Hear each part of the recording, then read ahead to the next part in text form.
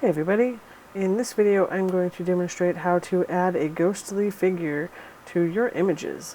So first we're going to start by going, of course, to Photopea.com, and then we're going to open up our images. I'm going to go to File, Open. I have mine saved on my desktop here, so I'm going to highlight those two and open them on up. So I'm going to be placing this little girl onto this road and then making her transparent to look like she is a spirit. So to start doing that, first I'm going to zoom in with my Command and plus buttons on my keyboard, and I'm going to go to my lasso select tool. And I am just going to hold down on my mouse and as close as I can trace around the edges of the parts of the image that I want to copy and move to the other picture.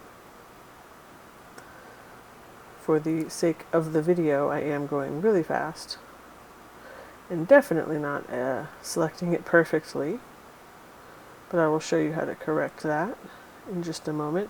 So once you get back to the point where you started, you could let go and it will enclose that whole space. Now to add areas to your selection, you have to hold Shift and then select it.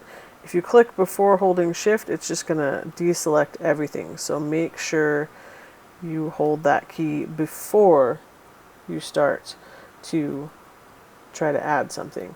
Otherwise, it'll just make all your work go away. If you want to take away an area, hold that Alt Option button and then circle the part you want to remove. Again, if you don't hold that down before you click, it will deselect everything, which can be frustrating, especially if it took you a while to select it. So make sure you are careful about that. I'm going to hold Shift here and add a little bit of the ear. Hold Shift again and add some of her hair. Maybe I'll add her little bow here. And the cool thing about this specific project is that since it'll be transparent, the edges do not have to be perfect because it's going to be see-through. So now that I have my girl and my bear selected, I'm going to go up to Edit and Copy, or Command C if you prefer the keyboard shortcuts. And I'm going to click on the tab for my other image, and I'm going to click Edit and Paste, or Command V is our keyboard shortcut. And now here she is pasted onto my image. So you can see here where some of the edges are a little bit darker and I did not select them perfectly. The good thing is when I make her smaller to fit on the road, you won't even be able to see those because the road is also dark. If you do want to clean them up though, you could always go to your eraser tool and kind of erase those edges. Make sure your hardness is decreased before you do that, unlike what I just did. And then you could erase some of those darker areas. That's just if it is standing out quite drastically in your photo. If it's not, you might not have to do that. And each photo might be a little bit different. So once you have your edges as you like them, now I'm going to make my little girl smaller here so she fits on the image better. So I'm going to go up to Edit and select Free Transform.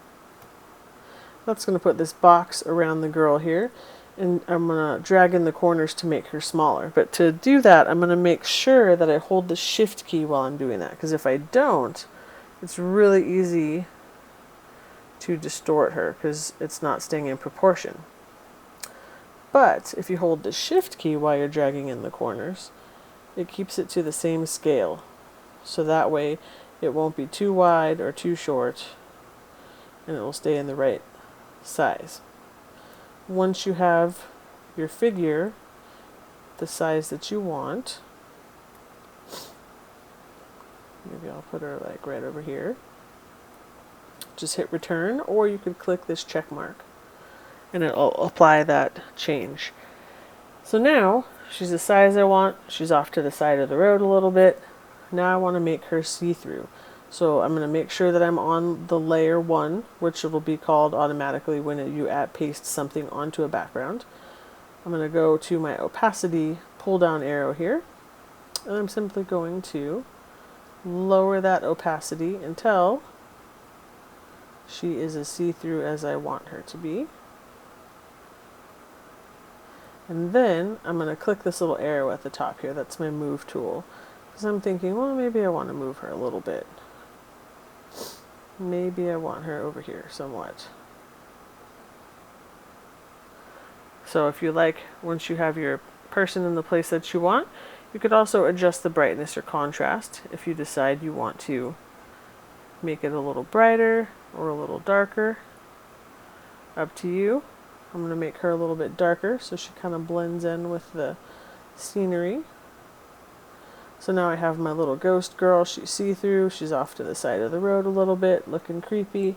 Again, if you want to zoom in, hit Command plus. And I'm going to zoom in and look and see if I like where she is. Or if there's any obvious edges I want to correct.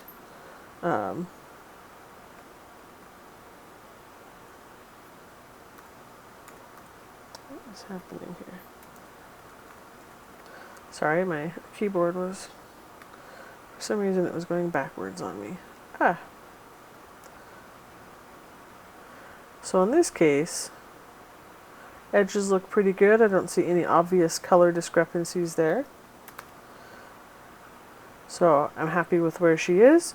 I like her opacity, I like the brightness, and I'm ready to save. So I'm going, since I have 2 layers, first thing I'm going to do, I'm going to go to Layer. I'm going to flatten my image because it's going to merge those 2 layers, and then that'll also make the file size smaller when I save it. Now if I want to, I could also turn this to a black and white image. If you remember, that is under Image Adjustments, black and white, and then from there you could adjust things to make them brighter or darker. So that's just if you want to make it black and white, you can do that. But once it's flattened, now you can save it. So you're going to go to File, Export As. We're going to save them as JPEGs. Always make sure that quality is at 100%. If you want, you could check the size. You could change it, you don't have to, and click Save. And then title it whatever you want. Save it. I'm going to save it on my desktop so it's easier for me to find. And now it has been saved. And that is how you do it.